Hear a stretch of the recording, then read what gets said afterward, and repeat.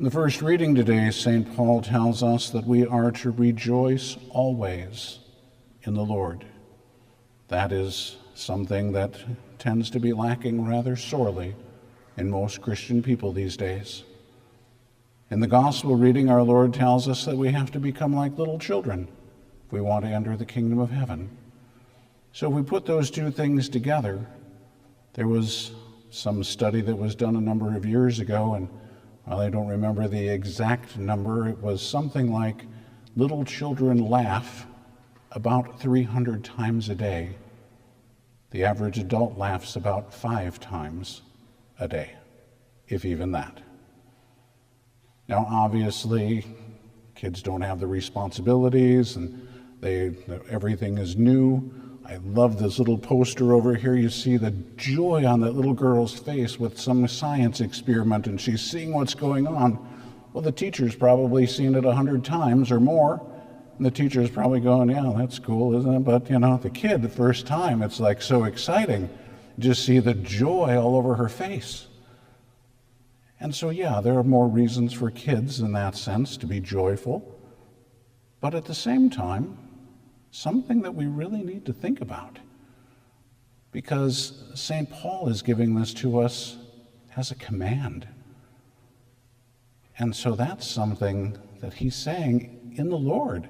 It's not rejoicing in all the nonsense of what life has going on right now, but rejoicing in the Lord, seeing everything as coming from the hand of God and being able to rejoice in it because somehow or another that is going to be for our good. Now, in the gospel, our Lord told us that whoever humbles himself like one of these little ones. So obviously that's what he's looking for, not simply the rejoicing, but the humility. Well, we have to have the humility before we're going to be able to rejoice, because why do we get all upset? Usually our pride. It gets in the way. We want it our way. We want to be in control of everything. And when it doesn't go our way, we get upset. And we get frustrated. And it all comes out in whatever way because of our selfishness. But the Lord said, humble yourself like a little child. Well, if we can be humble, we can be filled with joy. If we can be humble, we can be rejoicing. Because if we're humble, we're going to see everything from a whole different perspective. And that's what he wants for us. Remember, he wants you to be the greatest saint that you can be. He doesn't want you to be a mediocre saint. He wants you to be the greatest saint possible. If that's the case, it means you have to be as humble as possible, because, as he makes clear, the greatest in heaven is the one who humbles himself. Well, humility and charity, as we know, are completely linked. And so the one who's highest in the heaven is actually the one who loves the most, which means the one who's highest in the heaven is the one who's the most humble. And if we're the most humble that we can be, and we're loving as much as we can be, we will also be rejoicing as much as we possibly can. So then come back around and ask ourselves, why don't we rejoice? Yeah, some of it's because of all our responsibilities. Some of it's because we've seen all these things, things that are so exciting to a kid because it's new and we've seen it 1,000 times, whatever. But listen again to what St. Paul says. He says, whatever is just, holy, lovable, good repute, there any virtue, anything worthy of praise, think about these things. What fills your mind throughout the day? Good, holy, just, praiseworthy, virtuous? Or a bunch of other nonsense? Some of it not holy, virtuous, or praiseworthy at all. And then we say, so why aren't we filled with joy?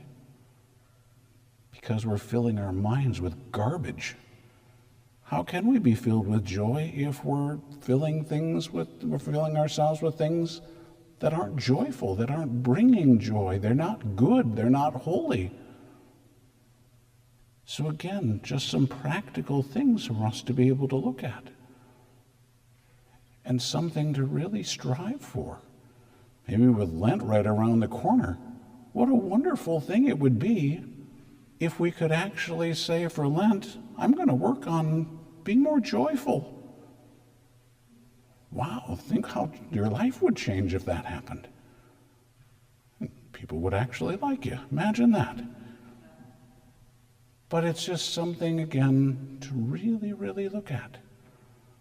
And I think about that when I think about how the church traditionally has laid out the rules for fasting and so on the days for fasting and what it was supposed to be. And of course, the traditional calendar, much more strict than the new one, except the nuns who were teachers in school.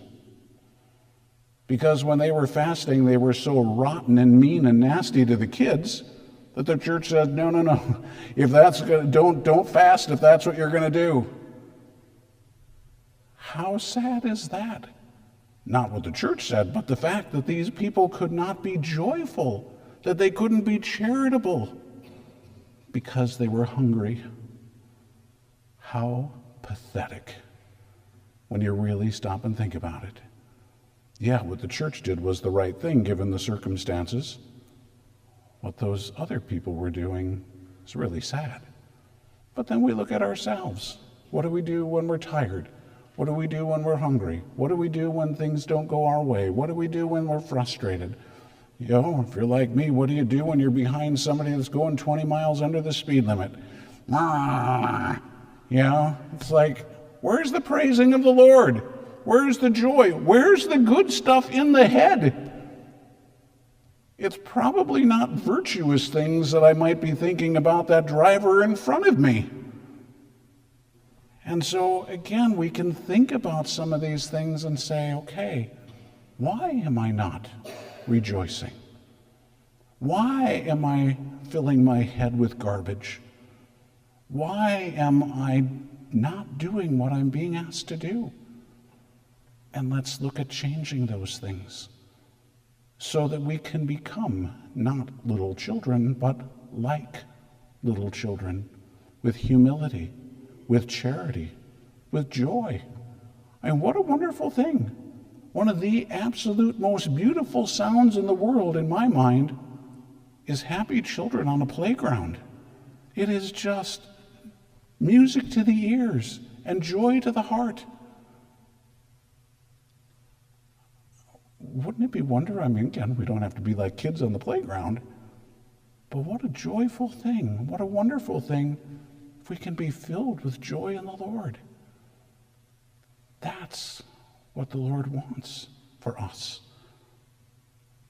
And so, humility, charity, and joy. Those are some great things for us to really work on, to be striving for in our spiritual life. Because not only will it make us much more pleasant to be around, but it's going to help us to be able to grow in holiness and gain for us the ability to love the most that we can possibly do. And if that's the case, to be the greatest saints that we can possibly be.